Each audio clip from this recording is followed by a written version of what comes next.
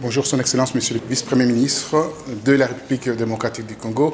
Dites-moi, Son Excellence, pourquoi il y a eu l'absence du Premier ministre Matata Ponyo à ce forum, un deuxième forum de l'économie à Paris? L'explication est très simple. Hier, jusqu'à 20h, il était à l'Assemblée nationale en train de défendre le budget 2016 de la République démocratique du Congo. Donc, il ne pouvait pas s'absenter de cet exercice démocratique.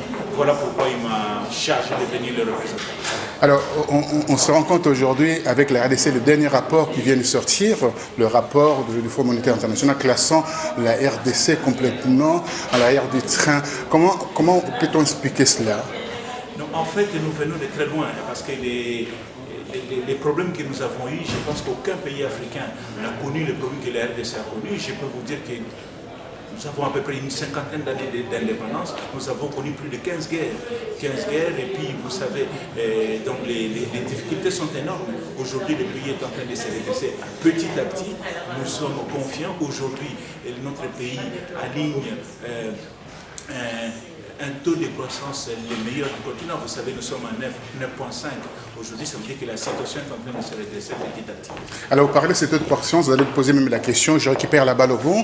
Vous avez un taux de croissance qui tourne aux alentours de 9%. Alors, paradoxalement, la population, le panier de la ménagère souffre terriblement avec 1,7 $ par jour par habitant, c'est une catastrophe. Oui, mais il faut voir aussi quel est le budget de la République. Nous avons un budget annuel qui tourne autour de 8 milliards de dollars pour une population estimée à 70 millions d'habitants. Donc le calcul est facile à faire. Mais le plus important, ce n'est pas que nous sommes dans le tout. Le plus important, est-ce que nous sommes en train de remonter ou de nous enfoncer? Aujourd'hui, tous les analystes sérieux vous diront que la RDC est en train de remonter la pente. Remonter la pente, on s'aperçoit quand même par rapport à ces taux de croissance, je reviens, c'est ces deux éléments qui font remonter ces taux de croissance, à la fois la communication et les minerais extractifs. Comment mettez-vous ça dans le cadre du développement d'un pays, ces deux éléments seulement essentiels?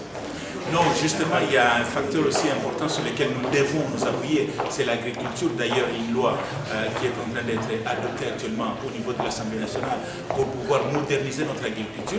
Mais jusqu'aujourd'hui, le fait est que notre économie est fondée essentiellement sur l'exploitation minière.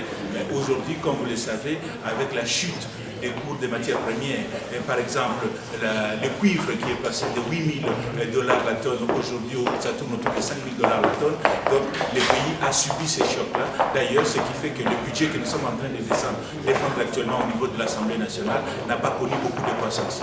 Est-ce qu'on peut, comparativement par rapport à l'Angola, qui est votre voisin, a un budget national qui tourne aux alentours de 57 milliards, un pays comme la RDC, avec un budget moins de 10 milliards, vous trouvez que c'est plausible par rapport à un pays comme la RDC? Non, l'Angola, c'est l'un des pays les plus grands producteurs de pétrole sur le continent. Il y a le Nigeria et l'Angola, donc on ne peut pas comparer nos budgets parce qu'on n'a pas les mêmes revenus. Mais le plus important pour nous, nous devons diversifier notre économie pour pouvoir justement augmenter notre budget. Et n'oubliez pas que nous venons de très loin. Il y a en 2001, donc il y a 14 ans, la RDC avait un budget estimé à 300 millions de $.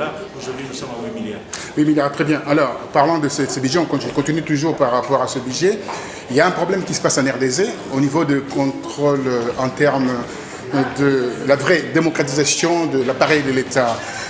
Ce qu'on appelle au niveau des affaires, le climat des affaires, on se rend compte qu'avec la RDC, il y a plus de 15 milliards de dollars qui se volatilisent comme ça chaque année. Comment peut-on expliquer cela? Comme je vous ai dit, nous sommes en train d'assainir. Mais en termes, bien entendu, de malversation, je parle bien en termes de malversation. 15 milliards par an, c'est énorme. Non, j'ai bien compris, vous parlez bien de la fraude. Vous parlez bien de la fraude, c'est vrai qu'il y a beaucoup de perditions, mais justement quand on parle de renforcement de l'autorité de l'État, c'est-à-dire quoi? Il faut renforcer l'administration pour que l'administration soit capable de capter ces manques à gagner qui échappent au trésor public. Alors, pour entrer dans cette... C'est une interview ou une émission? Non, c'est une interview, il y a deux questions, deux dernières questions. Oui. Alors, le président de la République, est-ce qu'il doit se présenter pour un troisième mandat ou pas?